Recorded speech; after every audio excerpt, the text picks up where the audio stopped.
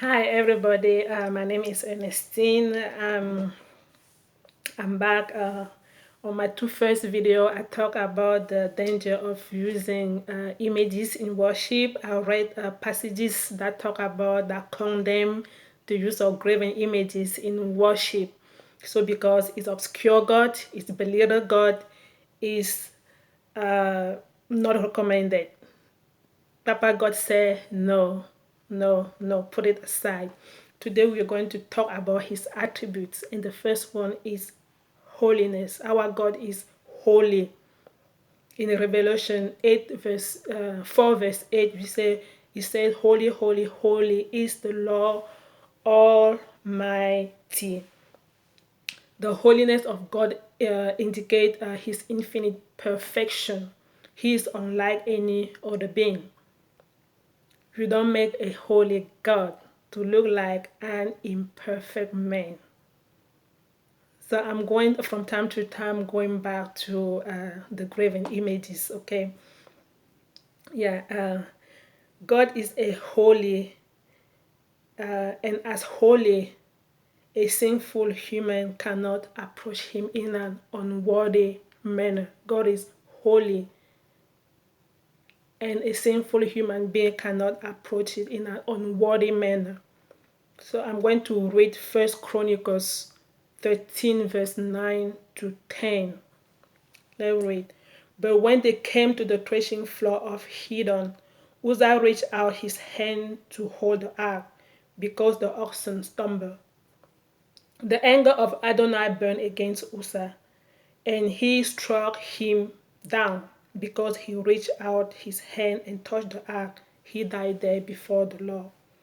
So this was a situation where David was trying to bring the ark back to Jerusalem. The Philistine has taken the ark away during a war prior to this incidents, and David was trying to bring it back.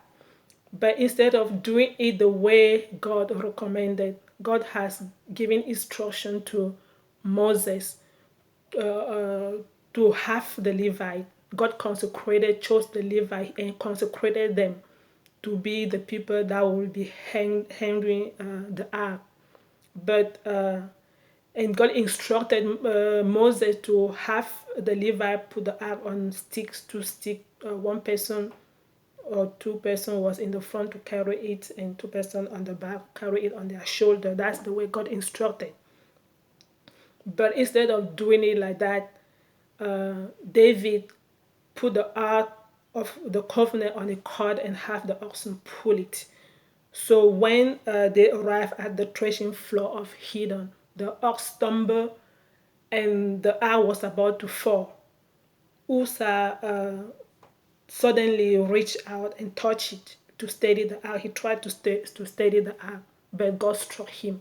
He didn't have to touch the holy thing of God. He was not consecrated to touch the ark. He was the Levite that the God consecrated to carry the ark. So he touched it in an unworthy manner. He was not consecrated. He was not purified to do so. Is your wooden Jesus holy enough for you to consecrate yourself before approaching it? This Ark of the Covenant was a holy thing, and not everybody was supposed to come close. When it was put in the temple that Solomon built, it was kept at a particular place called the Holy of Holy, and only the priest once a year was supposed to go there to atone for the sin of the Israelites.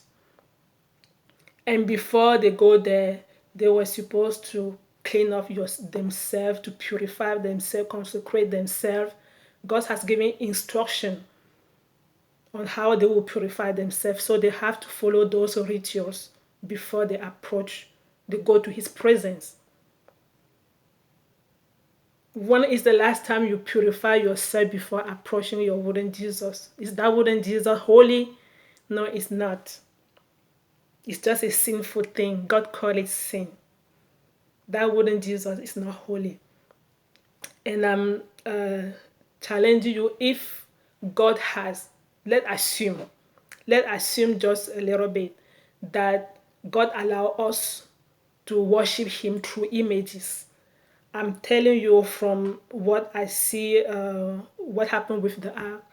God gave instruction on how the ark will be shaped. He gave the design. He gave all the instruction, the length, the width, everything. He gave all the instruction on how the thing will be made. Had God commanded us to use images to worship him, he would have given instruction on how big it will be, how wide it will be, how this, how that it will be. He will have given instruction on how that thing will be made. And it will be holy. Not everybody will go close to it. And it will be not only unique, and it will also be being kept on a special place, on a secret place like the Ark of the Covenant. And not everybody will be allowed to go close to it. Wooden iron Jesus are so vulgar that everybody can purchase it anywhere, as many as he wants to, as many as his financial situation allows him to. This is how vulgar that thing is. It's not holy. It's not a holy representation of God. God gave instruction for the ark to be built, and he consecrated it and make it holy. Your wooden Jesus is not holy. Put it aside. You don't need it. You do not need it. Let me read Exodus 19, verse 9 to 24. This is where the Israelites came at Mount Sinai. So let's see what happened there. Go to the people and consecrate them today and tomorrow. Have them wash their clothes and be ready by the third day, because on that day the Lord will come down on Mount Sinai in the sight of all the people. Put limits for the people around the mountain and tell them, be careful that you do not approach the mountain or touch the foot of it. Be careful that you do not approach the mountain or touch the foot of it. Whoever touches, this is the consequences. What is going to happen if you go too close to the holy God? Whoever touches the mountain is to be put to death. They are to be stoned or shot with arrows. Not a hand is to be laid on them. No person or animal shall be permitted to live. Only when the ram's horn sounds a long blast may they approach the mountain. And the sound of the horns rams was to announce to the Israelites that I have departed from the mountain. You can approach it. So when God descended, the mountain was filled of his glory. And the mountain was holy. So the Israelites didn't have anything to touch the foot of the mountain. God gave them that instruction. I am a holy God.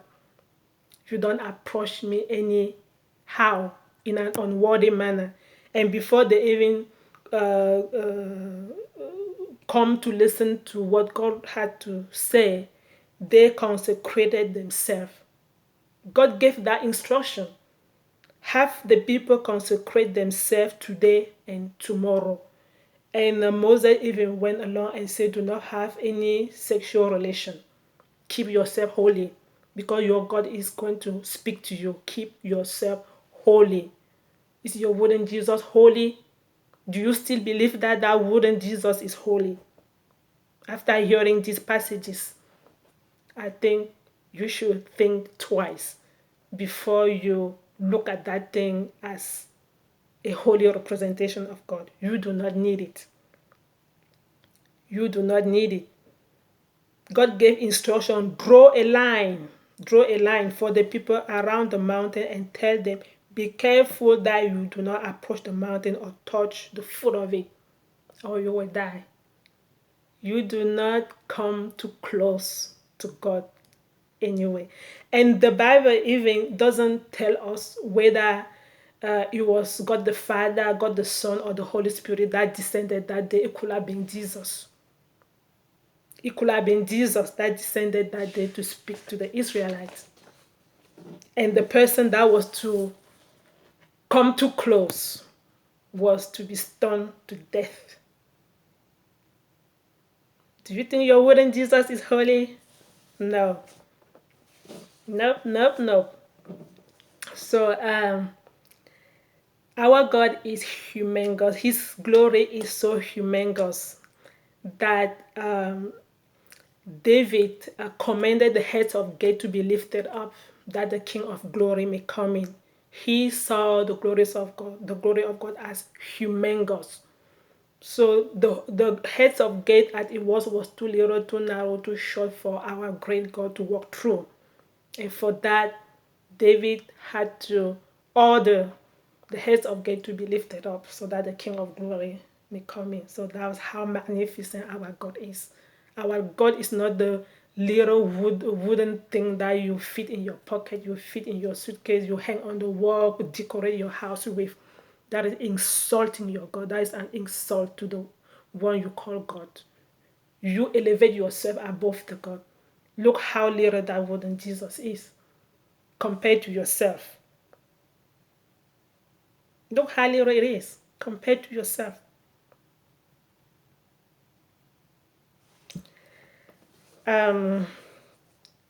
First Kings verse 8, chapter 8 verse 27 is a passage in that same line.